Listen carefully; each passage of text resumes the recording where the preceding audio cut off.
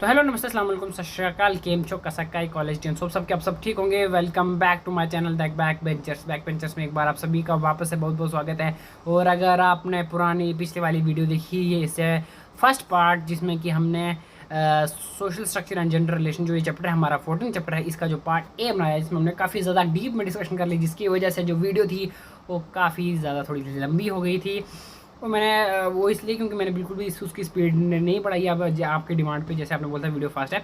Okay, सो कोशिश की है कि आपको अच्छी तरीके से समझाने की, जो कि हमारे सोसाइटी में जो भी रिलीजियसली सोशलिकली जो कि प्रैक्टिसेस जो भी की होती हैं, राइट, जो भी ट्रेडिशंस हैं, जो भी कल्चर है उसको फॉलो किया जाता है। प्रीवियस टाइम पे कैसा था, एंशियंट टाइम में कैसा था, मेडिवल में कैसा, इस टाइम मॉडर्न में कैसा है, राइट, अकॉर्डिंग टू बुक हम जो पढ़ते जा रहे हैं। ठीक है, सो वो हम डिस्कस करते जा रहे हैं। होप कि आप सबको समझ आ रहा होगा डीपली। और अगर एग्जाम में, obviously exam point of view से तो हम पढ़ रहे हैं कि अगर आप एग्जाम में आए तो आपको कुछ ना कुछ हेल्प करे, और जो भी मेन कंसेप्ट आपको पता है, that is concept is power, हमारा जो मेन मोटो है।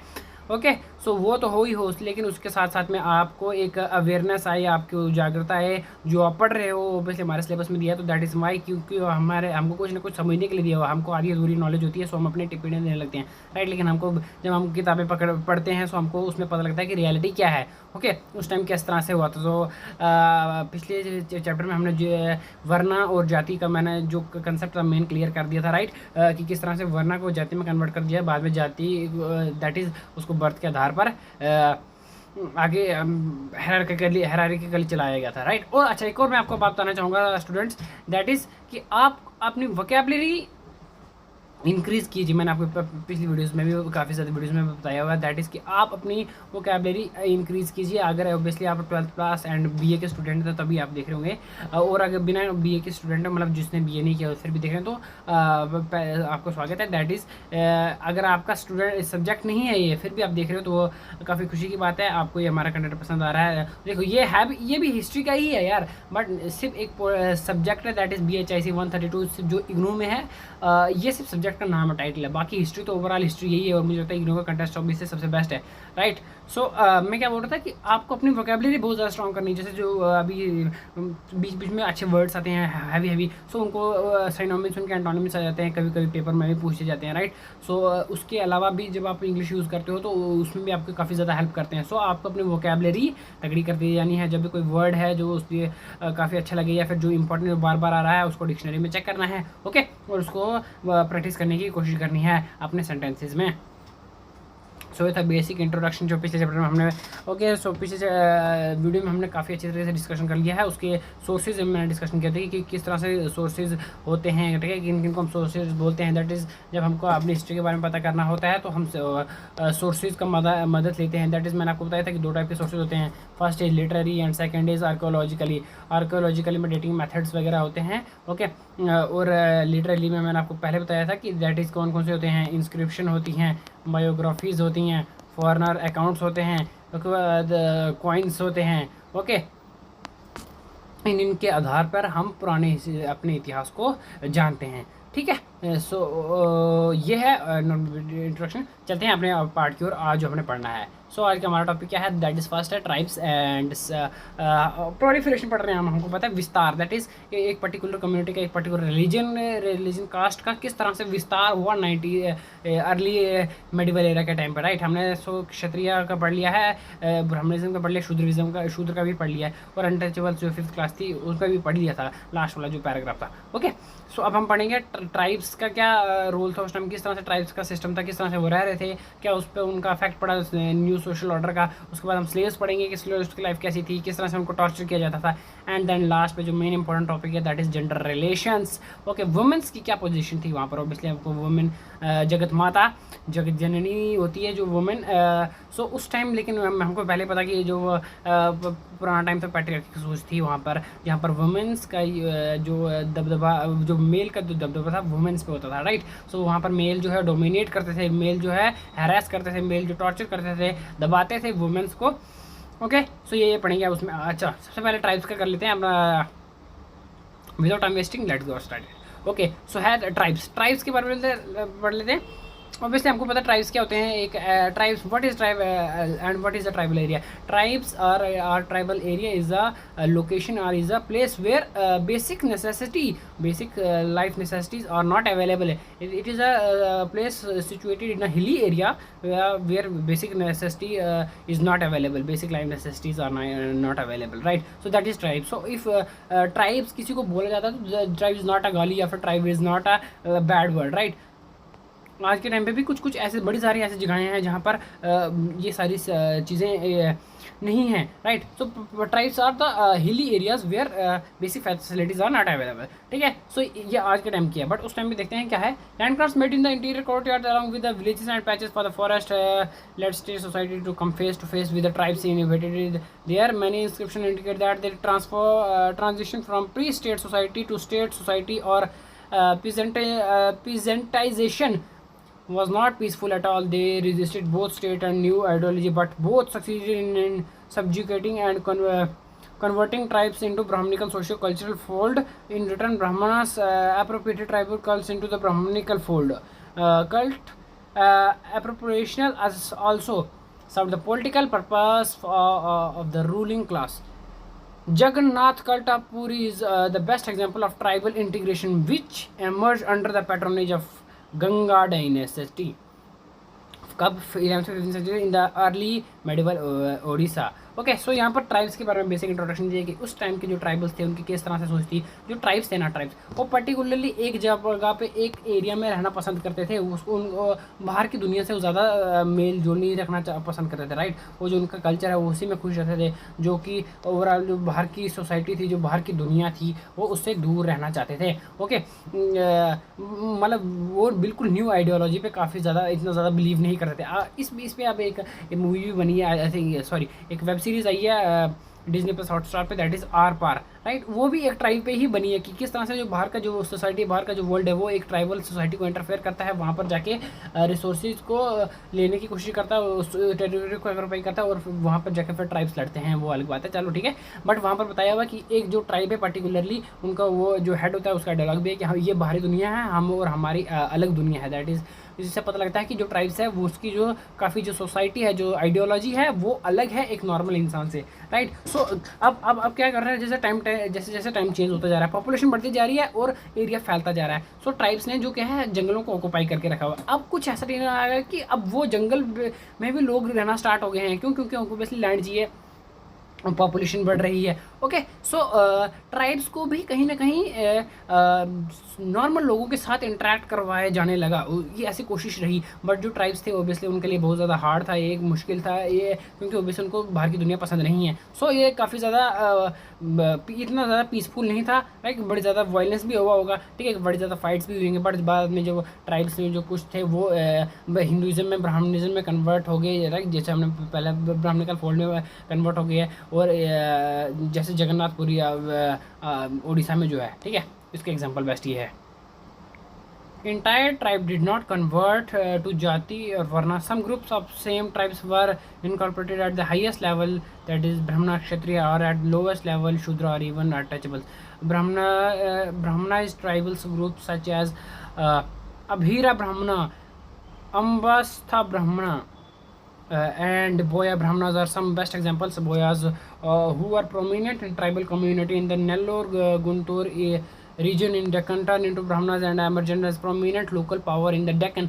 Most important इसको note करेंगे, that is which tribal community is the more dominant in the Deccan or converted into Brahman and more dominant, that is Boya Brahmanas, ठीक है। बोया ब्राह्मण मैं पहले अभी बता रहा हूँ, ठीक है, कौन सा बोया ब्राह्मणा, ठीक है। मैं अभी बता रहा हूँ, ये इंपॉर्टेंट है, सो इसको नोट करेंगे, इसको कोई भी वो नहीं करेगा, हल्के मिलेगा। ओके, सो क्या हो रहा है, अच्छा, सो अब ज़रूरी नहीं है कि जो भी ट्राइबल कम्युनिटी दूसरे हिंदुज़म में आ रही है, सो उसको बुद्धिज़्म, ब्राह्मणिज़्म ही मिले या क्षत्रियज़्म मिले। सो अब जैसे ट्राइबल्स की भी एक कम्युनिटी, सरदार होता है, राइट। सो एक उसकी भी सभा होती है, फिर नीचे लोग होते हैं जो उसके भी मतलब सेम, देखो ट्राइबल्स भी हमारे तरह लोग हैं, उनका भी सिस्टम सेम होता है, that is particular one leader या फिर किंग, फिर क्वीन, या फिर वही उनकी भी जो लीडर होगी, जो किंग, जो सबसे ज़्यादा फेमस वो लीडर होगी। उसके बाद सोल्जर्स होते हैं, ठीक है, आर्मी होती है, दैट इज़ आर्मी। और उसके बाद मतलब प्रजा, प्रजा दैट इज़ जो लोग हो सकते हैं, बट ट्राइबल्स हमको पता है ज़्यादा नहीं होती, पॉपुलेशन नहीं होती, उनकी नॉर्मल होती है, ठीक है। सो उन पॉपुलेशन में भी जो छोटे वर्ग होंगे जिनके उनके भी कुछ मर्चेंट्स होते हैं, मतलब कुछ जो लोकल पीपल होते हैं उनमें भी कुछ कुछ अमीर होंगे, राइट, जिनके पास ज़्यादा अच्छी सोर्सेज वगैरह हैं। जो कम हैं तो वो लोएस्ट में आएंगे, राइट। सो जो ट्राइबल्स थे, ट्राइबल्स में जो जो हाईएस्ट रैंक पे थे, जो जो लीडर थे, जो ट्राइबल्स थे, जो उन ट्राइब्स के जो लीडर थे, जो किंग्स थे और जो मोस्ट फेमस थे, वो किस में आए, वो आए ब्राह्मणाज में, क्षत्रियाज में, लाइक जो लेकिन लो मीडियम वर्ग के लोग थे उस ट्राइब्स में भी, उन ट्राइब्स में भी जो इतने अच्छे खासे इकोनॉमिकली भी हेल्थी फुल नहीं थे, या फिर उनके पास और कुछ भी नहीं था, तो सो वो किस में आए, दैट इज शूद्राज में, शूद्राज में, ओके। सो इसलिए इसी तरह, और एग्जांपल यहाँ पर बताई हुई है कि आज अभीरा ब्राह्मणा, अमस्त ब्राह्मणा एंड दर बोया ब्राह्मणा। सो ये सारी टाइप्स बताई हैं कि जो ट्राइबल्स थे, ये जो ये सारी लीडर्स थे, ठीक है। सो ये लीडर मतलब इनकी जो डायनेस्टी थी, इनका जो खानदान था, ये लीडर था, दैट इज़ वाई इनको ब्राह्मण्स में आके ब्राह्मणा में कन्वर्ट कर दिया गया था, ओके। कुछ क्षत्रिय भी बने थे, जैसे मैंने बताया ब्राह्मणा और क्षत्रिय, और बट बाकी जो थे उनको शूद्रस बनाया जाता था, शूद्रस, ओके, लोएस्ट कास्ट में। और हमने बताया कौन सा वाला ब्राह्मणा जो है सबसे ज़्यादा डोमिनेट, दैट इज़ वो या ब्राह्मणा। अब नेक्स्ट है स्लेव। देखो स्लेव और स्लेव मतलब गुलाम। अब गुलाम और नौकर में फ़र्क है, ठीक है। गुलाम और नौकर में फ़र्क है। नौकर मतलब आपके घर, आपके पास, आपके अंडर नौकरी कर रहा है विद सर्टन राइट्स, ओके। उसके पास कुछ अधिकार हैं, उसके पास कुछ अपने मौलिक अधिकार हैं, या और भी अधिकार हैं जिसके तहत, मतलब जिसके बिहाफ पे वो अपनी लाइफ जी सकता है, बट एक पर्टिकुलर टाइम पीरियड के लिए है, एक पर्टिकुलर चीज़ के लिए ही वो आपके अंडर है, आपकी बात मानेगा। दैट इज़ अगर आपके घर में कोई फसली एक स्वीपर है, ओके, वो आपके घर में आके काम करेगा, फिर लॉन्ड्री वाला है, ओके, वो आपके घर से कपड़े ही धोएगा, राइट, वो करेगा। लेकिन जब एक गुलाम की बात करते हैं, स्लेव की बात करते हैं, सो दैट इज स्लेव एक पर्टिकुलर चीज़ है, वो मतलब सॉरी उस टाइम ऐसे, हाँ। अब हम आगे जाके पढ़ेंगे तो हमको ऐसे अंदर से गुस्सा जाएगी। एक टाइम ऐसे मतलब इंसानों को ऐसे चीज़ की तरह ले जाते थे कि भाई ये एक चीज़ है, उनको बाजार में अभी हम आगे पढ़ेंगे किस तरह से उनको बेचा जाता है, right.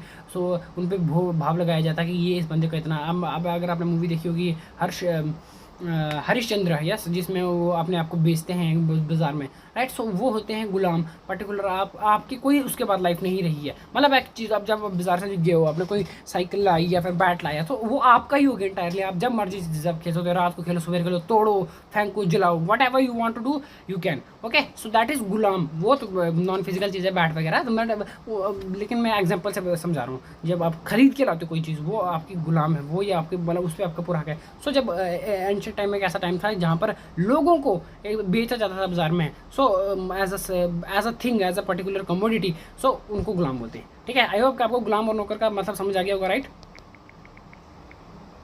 Slavery existed since the early period, but slaves were not incorporated into the production-related activities and remained confined to the so-called impure household tasks such as sweeping, removing house, etc., and rendering personal services of the master. Slaves were never homogeneous classes.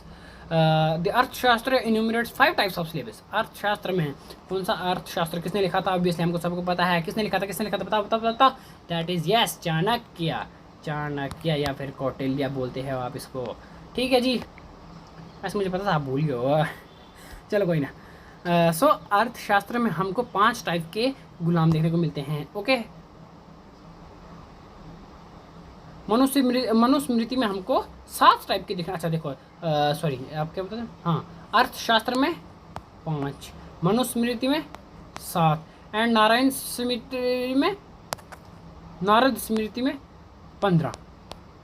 इतने time के सोचो, कैटेगरियाँ देखो गुलामों की भी भाई साहब, मतलब okay. सो मनुस्मृति वही है, आपको पता ही है, जिसको बाबा साहिब भीमराव अम्बेडकर ने जला के फेंक दिया था, okay.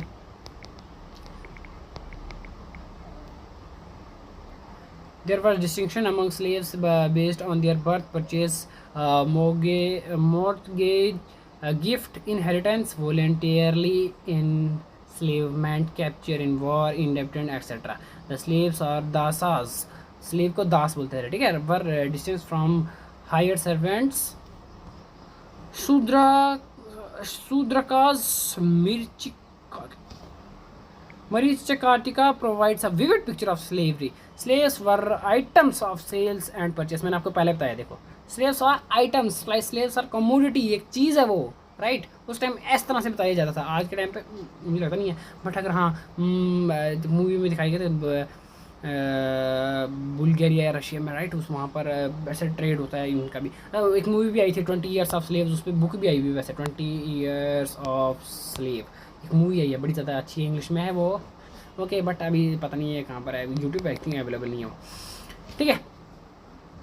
Okay okay okay okay so मतलब वहाँ पर एक बाज़ार में उनको जो स्लेव थे, जो गुलाम थे, उनको एक कम्युनिटी के तरह चीज़ की तरह बेचा जाता था, ओके।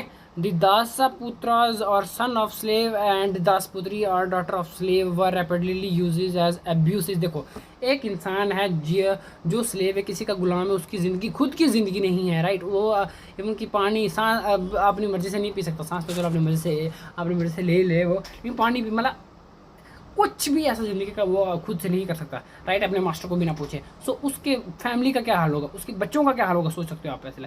आज के टाइम पे इवन के 21st सेंचुरी के टाइम पे भी कहीं पे इतनी ज़्यादा जो है कास्टिज्म चलता है, इतनी ज़्यादा पैट्रियार्किक सोच है कि मोची का बेटा मोची है, कुलचे वाले का बेटा कुलचे वाला बनेगा, राइट। सो प्रिंसिपल का बेटा प्रिंसिपल बनेगा, पुलिस का बेटा पुलिस बनेगा। सो उस टाइम पर ये तो आज के टाइम के भी सोचो, फिर लेकिन उस टाइम के पीरियड की बात सोचो आप, जो स्लेव का बेटे को मतलब किस तरह से ट्रीटमेंट की जाती है, उसके उसके बच्चों के साथ, नॉट इवन कि उसकी वाइफ को भी देखा जाए एज अ वुमेन है वो, उसकी बेटी को जाए एज अ लेडी है, उसको थोड़ी सी रिस्पेक्ट होगी, लेकिन बिल्कुल नहीं, बड़ी बुरी तरह से उनको अब्यूज किया जाता था, ओके।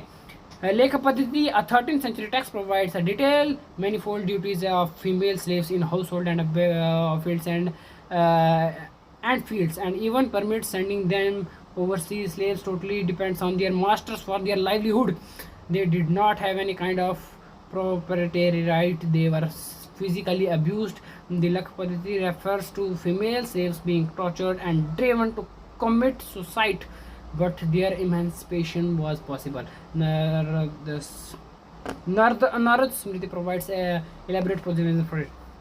ओके सो मतलब इतने लेवल पर टॉर्चर किया जाता था ट्रेस को, इतनी बुरी कंडीशन होती थी उनकी कि वो मतलब सुसाइड करने पे आ जाते थे। बट द थिंग इज़ कि वो सुसाइड पे मैंने पहले भी देखा होता है, वो था सेफ था, पूरी तरह से अपने मालिक पे डिपेंड होता था, और वो इवन की इस कंडीशन में होता कि सुसाइड भी नहीं कर सकता बंदा। अच्छा आज के टाइम पे आपने देखो ना कि कहीं सुसाइड करता हुआ पकड़ा गया तो उसको भी जेल है, आपको पता होनी चाहिए, ये IP से सेक्शन है इस पर, मैं सॉरी भूल गया अभी इस टाइम पर कोई थी, बट उसका मुझे लगा कि भाई हमारी लाइफ भी अपनी नहीं है कि हम अपनी जान भी नहीं ले सकते हैं, राइट, वो भी गवर्नमेंट की ही है। सो उस टाइम भी वैसे ही होता कि आप अपनी जान भी नहीं ले सकते। अगर आपको मास्टर ने आपके पकड़ लिया कि आप सुसाइड कर रहे हो तो फिर आप खत्म हो, मतलब मारेगा नहीं आपको, मतलब इस कंडीशन में कर देगा कि मतलब मौत से बदतर वाली याद कर देगा वो आपकी, क्योंकि उसने आपको पैसे देके खरीद के लाया हुआ है। भाई अगर आपकी गाड़ी आपने लाई हो, इतनी 10-20-30 लाख की गाड़ी लाई हो, एक ही हफ्ते में ख़राब हो रही हो, या फिर मतलब उसका टायर पंक्चर हो जाए या फिर वो हो जाए तो कुछ ख़राब हो जाए, तो आप छोड़ नहीं दोगे उसको, क्योंकि आपने उस पर इतनी इन्वेस्टमेंट करके उसको लाया हुआ है, राइट। सो आप उसको पूरी जान लगा दोगे उसको ठीक करने में। सो वैसे ही पूरा मास्टर अपनी जान लगा देगा उस बंदे को ठीक करने में, ओके। सो मनुस्मृति एक मिनट, हाँ, नारद स्मृति और लख पद्धति, देखो दो इंपॉर्टेंट है यहाँ पर, देखो दो टेक्स्ट कौन से हैं इंपॉर्टेंट, सॉरी एक मिनट, हाँ, लख पद्धति एंड नारद स्मृति, यहाँ पर दो टेक्स्ट हैं जो किसके बारे में बताते हैं, जो बताते हैं स्लेवरी के बारे में, ओके। सो ये इंपॉर्टेंट है, इन दोनों को याद रखना। और एक्चुअली स्लेवरी में करना क्या होता है, जो लख पद्धति इसमें हम बताया होता है roles and responsibilities of women slaves, उसके क्या क्या काम होते हैं, उसके क्या क्या ड्यूटीज़ है उसको जो परफॉर्म करनी है, ओके, वो उसमें बताया हुआ है। Slavery existed in the South India since the last Sangam period. In South India, slaves were considered as private property. Inscription recorded that both male and female were sold to temples where females were employed as temple women. Slaves were also transferable as party of dowry in marriage. In some cases, slavery was voluntarily where depressed families were offered themselves to their temples. अच्छा, सो यहाँ पर देखो अच्छी बात बताइए, और यहाँ पर एक मूवी भी है, इवन कि आज के टाइम पे भी आप जब पाकिस्तानी मूवी ड्रामा देख रहे हो ना कुछ, सो जो बड़े रॉयल हैं, या फिर आप कोई भी मतलब ऐसे एक मूवी है, एक सीरीज है इल्तुतमिश गाजी, राइट। अभी एक मूवी भी थी जिसमें सलमान खान जी भी हैं, जिसमें जैकी श्रॉफ जी भी हैं, जिसमें वो अपनी बहन के साथ चले जाते हैं शादी करके, सॉरी, जब उनकी बहन की शादी होती है तो वो अपनी बहन के साथ जाते हैं अपने ससुर उनके ससुराल, और बोलते हैं कि मैं ये मेरी दहेज के, मतलब उनकी बहन अपने साथ सलमान खान उनके हीरोइन का भाई के रोल कर रहे होते हैं, वो बोलते हैं कि मैं अपने भाई को दहेज में लाई हूँ अपने साथ। सो ऐसा ऐसा टाइम होता है कि मतलब कुछ टाइम ऐसा आ गया था कि जैसे एक महाराजा एक बंदा है, उसने स्लेव रखा हुआ है, सो जब उसकी बेटी की शादी हुई तो वो चाहेगा ओबियसली कि मेरी बेटी अच्छे से सुखी रहे और उसको कोई काम वगैरह नहीं करवाए उसके ससुराल वाले। सो अपने स्लेव को अपनी बेटी के साथ दहेज में भेज देता था कि ये करेगा इसकी जगह पे सारा काम। सो मतलब इस लेवल की भी वो थी कि ट्रांसफरेबल है भाई, वो चीज़ नहीं है कोई, वो इंसान है। सो ये समझने की कोशिश करो। सो बिल्कुल वो इस टाइम नहीं थे वो। हम और भी सारी जो हम सोर्सेज हैं वो सारे पता किससे लगता है, दैट इज हमको कॉइन से पता लगता है। ओके, सो बड़ी ज़्यादा बुरी कंडीशंस थी स्लेवरी के बारे में। आपका क्या कहना है स्लेवरी के बारे में है? आप अपना कमेंट्स, अपना पॉइंट अभी वो नीचे कमेंट में बता सकते हैं। ओके, सो नेक्स्ट हमारा क्या है, gender relations. Gender relations obviously मैंने आपको पहले, अच्छा आपको बताया हुआ है, जेंडर और सेक्स में फ़र्क होता है, right. Okay, so gender and sex में क्या फ़र्क होता है? Sex is a biological identity of a human being, that is maybe a male or female, but gender is the social identity of a human being, that what task he or she performing in the society, that like man is muscular in the society, obviously man is known for muscular activity, obviously बाहर का काम मर्द करेगा, घर के काम औरत करेगी। सो ये है जेंडर, ठीक है। लेकिन बायोलॉजिकली जब हम देखते हैं तो मेल उसको बोलते हैं सेक्स, ठीक है। ओके, सो जेंडर रिलेशंस क्या थे, सोसाइटिकल रिलेशंस क्या थे, कि किस तरह से जेंडर्स को देखा जाता था। फिलहाल जब हम जेंडर की बात करें तो मेनली वुमेंस के बारे में ही बात की जाती है, क्योंकि वुमेंस को काफ़ी ज़्यादा ओबियसली दबाया जाता था, ये हम सबको पता है, डोमिनेट किया जाता है। इवन के आज के टाइम पे भी कितनी ज़्यादा वुमेंस को वो है। ओके, कितनी सारी कंट्रीज़ हैं जहाँ पर भी वुमेंस को आज के टाइम पे वो किया जाता है। चलो वो तो कंट्रोवर्शियल पॉइंट्स हैं, अभी हम अपनी बात करते हैं यहाँ पर। With the expansion of agrarian economy during the early medieval period, landed property emerged as the most valuable form of wealth. The new emerging states or regional polities wield with much power and exercise superior and land rights over types of land. Extensive land transfer made at the religion and sub-religion level, leading not only the expansion of state society but also eviction of traditional rights of the tribals. Brahmanas ventured into new areas through land grants and accumulated vast land holding the behest of non-Brahmanas. The above-mentioned socio-economic, political, and cultural developments made gender relations more complex in the medieval early time. तो medieval early medieval time period चल रहा है, मैंने आपको पहले बताया। सो agrarian economy का मतलब बेसिकली होती था इकोनॉमिक रिलेशन, इकोनॉमिक से लाइक आप एग्रीकल्चर करके अपना लाइवलीहुड चला रहे हो। ओके, फाइनेंशियली हो गया। अच्छा, सो उस टाइम के बारे में बात करें कि क्या जो वुमेंस थी वो उनका जो प्रॉपर्टी एरिया पे हक बिल्कुल नहीं होता था। ओबियसली जो वुमेन्स को जो डोमिनेट किया जाएगा, ओबियसली अगर वुमेन को इतना ज़्यादा ऊपर नहीं दिया जाएगा तो वुमेन्स को कौन ही पूछेगा, ठीक है। अभी ये तो सिर्फ बेसिक इंट्रोडक्शन है, हम आगे जगह पढ़ेंगे कि किस तरह से वुमेन्स के जो प्रॉपर्टी राइट्स है उसको हटाया गया। बट अगर बात करें दहेज की, सो वुमेन्स लाएगी, सब कुछ लाएगी जी, वो ट्रंक भी लाएगी, वो टीवी भी लाएगी, एसी भी लाएगी, कार भी लाएगी, ठीक है। लेकिन जब बात करें प्रॉपर्टी राइट की तो तब उसका कोई हक नहीं है। तब जी जब तक मेल है उसका पति जिंदा तभी तक, जब उसके बाद नहीं है तो फिर वो नहीं है, ठीक है। बट उसके बाद हिस्ट्री चेंज हुई, उसके बाद कुछ रानियाँ, ये बड़े बड़े जो रूलर्स फेमस थे रॉयल फैमिली, उन्होंने अपने पति के डेथ होने के बाद भी ओवरटेक किया उनकी प्रॉपर्टी को। ओके, सो इस तरह से सोसाइटी कॉम्प्लेक्स कर देती है मामला।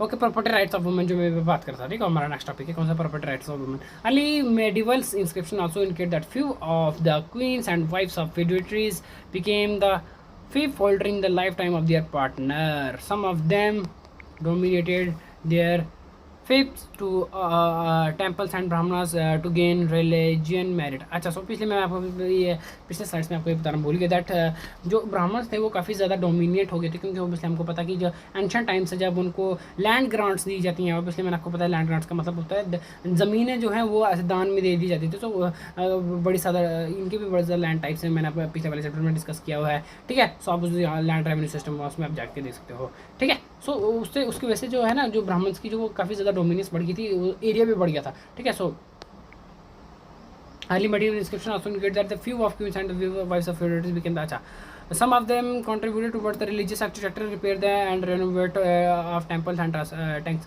And this shows that upper class women had considerable rights and resources at their disposal. Okay. The practice was very common among Chola queen and princesses, indicating that they were might enjoy personal allowance and the personal property. अच्छा, सो यहाँ पर personal property की बात की जा रही है कि एंशिएंट टाइम पे कुछ कुछ देखो जो कॉमन लेवल पे जो छोटी घरों की औरतें होती थी बेचारी, उनको तो कहाँ इतने पूछते थे उनके घर वाले, बट जो रॉयल लेवल पे थे जो रानियाँ महारानियाँ थी, ठीक है, वो मैंने आपको बताया कि कुछ कुछ ऐसी थी जिन्होंने अपने हस्बैंड के जाने के बाद भी अपनी जो लाइनेज थी, जो टेरिटोरियल एक्सपेंशन था, जब किसी का लड़के लोग वाइफ है, जब उसका पति बड़ा जिम्मेदार है या फिर कोई राजा है उसकी वाइफ है, तो वो उसने उसको वो टेक किया, राइट, और मतलब उसके बाद अपने पति के बाद उसने खुद का हक जमाया। लाइक ऐसा नहीं होता कि अगर हस्बैंड मर गया तो अब कोई और बंदा आएगा। सो ऐसा नहीं था, जब तक वो लड़की जिंदा, जब वो औरत जिंदा है तब तक उसका भी रूल है। सो वो वुमेन जो या फिर वो किस में कंट्रीब्यूट करती थी, रिलीजियस अफेयर्स में अपना कंट्रीब्यूट करती थी। लाइक जैसे अब कोई मंदिर बनवा दिया या फिर कहीं पे टैंक्स वगैरह बनवा दिया, एक्सेट्रा एंड एक्सेट्रा। यार कोई टेम्पल भी रेनोवेट करवा दिया, उसको रिपेयर करवा दिया, ठीक है। और ये जो सारी प्रैक्टिस थी ये कॉमन थी कहाँ पर, चोलाज में, ठीक है, चोला क्वींस में बहुत ज़्यादा कॉमन था ये, ठीक है। वो वहाँ पर उनको वुमेन्स को अपनी पर्सनल प्रॉपर्टी का राइट था। दैट इज, इससे आपको देखने को मिलता है कि जो चोला थे वो काफ़ी ज़्यादा ओपन थे वुमेन्स को लेके। टेम्पल डांसिंग गर्ल्स और ट्रिवेरली were also assigned shares in temples and land revenue tax. They had land holding rights in the temple's land. Women's land holding rights varied according to their social status. Raj Tarangani also mentioned many women donors and built in Kashmir, including female rulers. Sugandha, Dida and Suryamati Queen, Ratna Devi and also some non royal womens that is Sussala Chinta and वगैरह। सो इन सभी ने contribute किया था religiously अपने culture को उसको promote करने के लिए, ओके, अपनी प्रॉपर्टी, अपनी लैंड को, okay okay. So marriage and gender relations में हमारा नेक्स्ट टॉपिक है सबसे important, that is marriage and divorce. देखो उस टाइम पे भी मतलब मैरिज और डाइवोर्स के वाले नौबतें आ गई थी, इसी तरह से कंडीशंस हो गई थी, ठीक है। So beside the property rights of women's position in the compassion to their men folk within and outside the household also indicate their gender relations. Marriage is the root of family from where gender relations generate. अच्छा बोलते हैं ना खानदान, जो वंश हमारा, सो ये मतलब मैरिज को बेसिकली सेंटर ऑफ द वही मानते हैं। In the earlier period anuloma marriage was encouraged and pratiloma marriage was strongly disfavoured. So यहाँ पर दो टाइप्स बताइए आप एक्चुअली, ओके। सो अभी जब हम जी के पढ़ेंगे सो उसमें हम और मैरिज के टाइप पे पढ़े जाएंगे। सो उसमें अनुमोला जो मैरिज है, अनुमोल मैरिज, ठीक है, उसको ज़्यादा काफ़ी ज़्यादा फेवर किया जाता था in comparison to प्रतिमूला।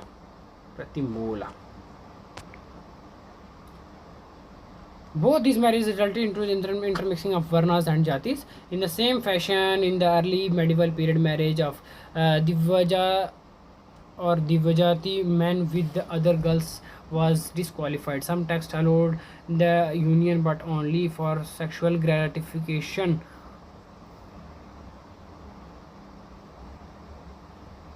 In certain exceptional circumstances, such union was allowed. Smriti Kandarika allowed such union and framed rules of inheritance of the suffering. In the same case of suffering were not granted same social status as of their parents but lower than them. Okay, anuloma marriage. अच्छा, anuloma marriage और प्रतिमोल marriage क्या होती है? अनुमोल मतलब अपनी community के अंदर ही शादी करना ऑब्वियसली, लेकिन जो कि मतलब स्टिल आज तक भी चलता आ रहा है। जो लोग अपनी कम्युनिटी के बाहर शादी करना पसंद नहीं करते हैं, मतलब अलो भी नहीं करते टीचर पेरेंट्स वगैरह, राइट। वो अलग बात है कि बच्चे ज़्यादा ओपन माइंडेड हो तो वो इंटरकास्ट लेते हैं, लव मैरिज में कर लेते हैं, okay. In the case of pratiloma marriage respective of their varna jati status of string were given Shudra status or less than that, but marriage rules were not fix, it was more fluid than it was projected. अच्छा, जो प्रतिमूला थे मतलब अपने देखते थे कि ये ऊंचा है ये नीचे, ऊँच नीचे देखे जाते थे कि मतलब हमारी कम्युनिटी आपसे बड़ी है सो हम आपसे नहीं करेंगे, सो वगैरह वगैरह बकवास चीज़ें, मैं इनको बारे में बात नहीं करूँगा, ठीक है। Widowhood and नियोगा, okay. सो देखते हैं विडोहुड एंड नियोग क्या होता है। obviously widowed, that is vidva. Okay, Brahma Purana allows remarriage of child, widow, or one forcibly abandoned or abducted, while Medhati, a commentary on Manusmriti and other, disapproves widow remarriage. The same practice was not observed among lower caste. Lekha Paddhati reveals that divorce was very common among the lower section of society, while rulers forced their for divorce their while rules for divorce were not enriched in the Brahminical text. Thus upper caste men exercised strong control over the women through the institution of marriage and prohibition of divorce. अच्छा, सो यहाँ पर बताया हुआ है कि ब्रह्म पुराण में जो है ये अलो किया गया है, ब्रह्म अनुमति है वुमेन चाइल्ड विडो की, ठीक है, जो बचपन में जो शादी करवा दी जाती है, अगर हस्बैंड की डेथ हो जाए तो विडो होते थे, लेकिन उनकी शादी नहीं करवा दी जाती. लेकिन ब्रह्म पुराण में ये अलो है कि आप वापस की करवा सकते हो, या फिर अगर आपको किसी ने ज़बरदस्ती उठाया है, किडनैप किया है, सो आपके साथ फोर्सेबली शादी की है, अगर आप उसको नहीं मानते हो सो आपकी री मैरिज हो सकती है. ओके, सो इस पर अलग अलग बंदों ने भी क्वेश्चन उठाए हुए हैं, ठीक है. सो लेकिन जब बात करें हम डाइवोर्स की, ठीक है, सो जो डाइवोर्स थे वो लेख पद्धति में हमको देखने को मिलता है. जो डाइवोर्स थे वो बहुत कॉमन एक्टिविटी थी लोअर कास्ट पे, ठीक है, लोअर लेवल पे कास्ट में. लेकिन जब हम बात करते हैं यही कि तो अपर लेवल के कास्ट पे जो बड़े रॉयल थे उन पे ये नहीं था, क्योंकि जो ब्राह्मणिकल जो टेक्स्ट थे उसमें डाइवोर्स के बारे में नहीं मेंशन था. और वो लोग जो अपनी वुमेंस पे, अपनी जो वाइफ्स होती हैं उन पर बड़ी ज़्यादा स्ट्रॉन्ग पकड़ रखते थे, बड़ा ज़्यादा कंट्रोल डोमिनेट करके रखते थे, इन्हें चूँ करने देते थे उनको, ठीक है, दुपट्टा यहाँ तक वैसे वाला घाघरा वगैरह, और बहुत रूल्स के साथ रखते थे, ठीक है. सो जिसकी वजह से उनकी वुमेंस ने कभी उनसे क्वेश्चंस नहीं पूछे और वो दबी रह गई. The Brahmanical literature also disfavour the earlier picture of niyoga and views on remain divided on the issue of paternity of the child born of to Nyogan. Some ascribed paternity of biological father and some of husbands or to both. Practice became deeply problematic during the early medieval period, and it seems that women increasingly lost their control over the reproductive capacity. Further, Niyog, especially for a woman with her younger brother-in-law, challenged the gender hierarchy on the other hand, the kingship hierarchy on the other hand. Under such circumstances, along with the complex inheritance law, the practice of नियोग was increasing discharge in early medieval period. अच्छा, तो जो नियोग था वो काफ़ी ज़्यादा peak पे था, ठीक है, अपना वो कि एक बच्चों के बारे में था, ठीक है ये. ओके, सो मैंने ऐसे सर्च किया था गाइस, लेकिन मुझे थोड़ा नियोग के बारे में इतना ज़्यादा पता नहीं लगा, वन वर्ड में इसको मुझे पता नहीं लगा क्या है. सो ये मैं आपको देता हूँ, आपको अगर पता है तो आप कमेंट में बता सकते हो what is niyog and what इसका कल्चर क्या था, ठीक है. I am so sorry for this. Okay, women education में पढ़ते हैं. Women's are not considered fit for the formal education. Mitraksha explains that women are like Shudra, having no rights to Upanayana rituals which diverse women from entering into educational life. देखो यहाँ पर जो Shudras is equals to women's बोल सकते हैं यहाँ पर. Women's including कि हाई कास्ट लेवल की रॉयल फैमिलीज़ की वुमेन्स को भी शूद्राज के लेवल का ट्रीटमेंट दिया जाता था. Treatment that is discriminatory, obviously उनको राइट्स नहीं दिए जाते थे, उनको कम समझा जाता था. बट कुछ लेडीज़ एंशिएंट टाइम पे भी ऐसी है जिन्होंने राजा को भी हरा दिया, मतलब उनको महारथियों को भी चुप करा दिया. सबसे बड़ी एग्जांपल हमको देखने को मिलती है अहिल्या बाई, ठीक है, पोएट शुक्ल अहिल्या बाई, जो कि बहुत ज़्यादा सामान्य है. ओके, वो बहुत ज़्यादा इंटेलिजेंट थी, ठीक है, वो रानी भी बनी थी. बट उससे पहले के टाइम पे जो था वो वुमेंस को इस लाइक नहीं समझा जाता था ताकि पढ़ाया जाए, मतलब फॉर्मल एजुकेशन नहीं, जो कि बड़ी गलत बात है, ठीक है. Ashasha, 8th century commentator of Narad Samhita, justified the women's dependency on the ground that they were lacked proper education and will develop understanding. A light woman and has some access to education and military training. Lower caste women had traditional training of their caste-based professions, crafts and folk knowledge.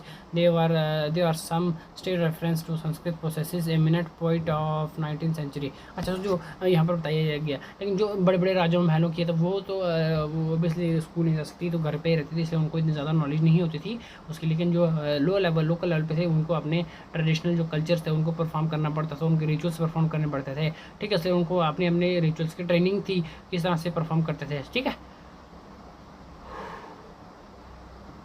सो यहाँ पर एक basic level पे, low level पे, थोड़ी सी royal की family के comparison में जो लोकल लेवल की जो वुमेन्स उनको एक नंबर की फ्रीडम है। Okay, there are something to reference to of Sanskrit poets eminent poet 90 such Rajashekhara refers to some poets such as शालिभी Shila Bhattarika, okay, Vajjika, Prabhudevi, Vikatanitamba, Subhadra.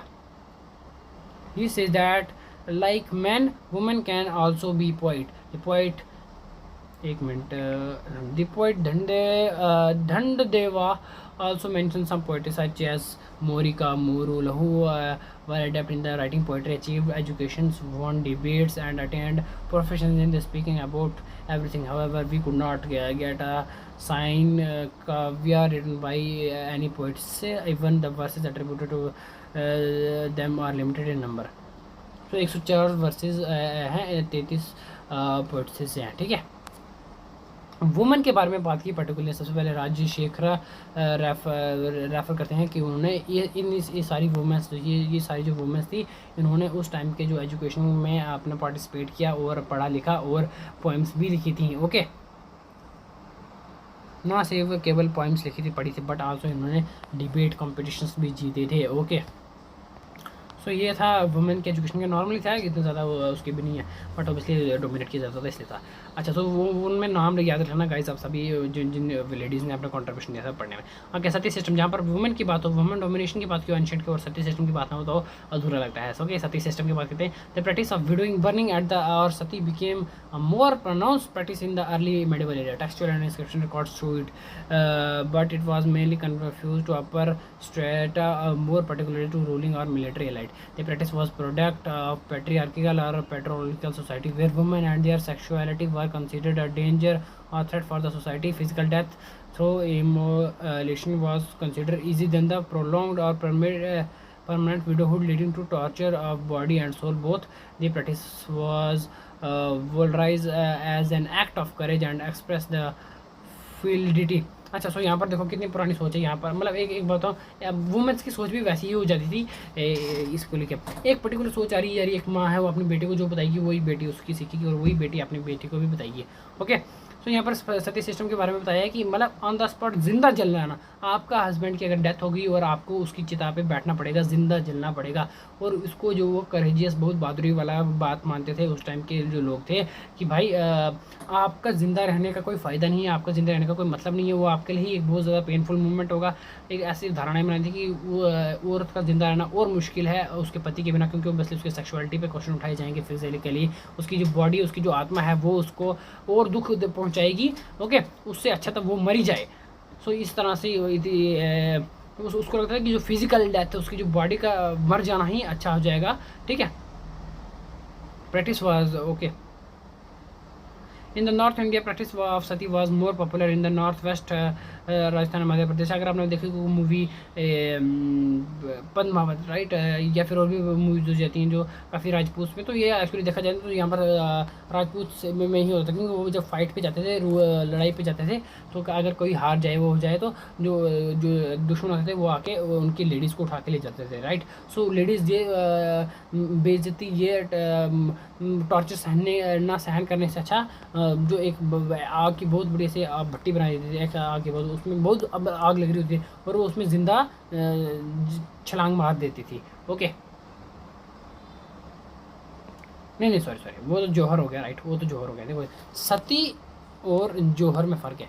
I am so sorry, मैंने थोड़ा सा गलत बोल दिया, एक्चुअली हाँ मुझे याद आ गया। जौहर होता है कि जब आप जिंदा जल जाते हो अपनी मर्जी से, राइट। तो ये हाँ, ये मैं बताता हूँ राजपूताना की जब जंग में जाते थे वो, तो जब वो जंग में अगर हार जाए तो जो दूसरे उनके एनिमीज आते थे वो उनकी वुमेंस को उठा के ले जाते थे, लेकिन वुमेंस आने से पहले ही वो जिंदा उस आग में जल जाती थी यार, उनके हेड्स ऑफ है, और उसको बोलते थे जौहर। बट जब एक हस्बैंड की डेथ होने के बाद वुमेन को फोर्सिबली उसकी मर्जी के बिना एंशिएंट टाइम के जब सती करवाई जाती थी तो उसको बोलते थे सती। दैट इज़ अपने हस्बैंड की चिता पर उसके साथ जलना, उसको बोलते थे सती। लेकिन हस्बैंड अपने ऑन द फील्ड जंग में मर गया हुआ और आपको पता नहीं, और आपको किसी आपको कोई जो उसके दुश्मन उठा के आने के लिए ले जा रहे हैं, मतलब ले जाने के लिए आए हैं, और आप छलांग मार दो एक, वो बोलती है आग निकलती हुई अग्नि से भरी हवन कुंड में, तो उसको बोल देंगे जोहर बोल देंगे, ठीक है।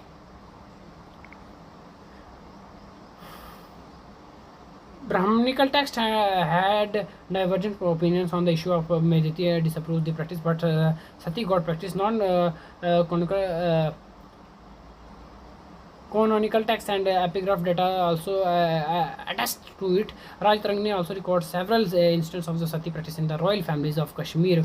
Here, not only the royal women but also near the relatives, communes, minister servants and nurses burnt themselves in the funeral pyres of the masters. ठीक है।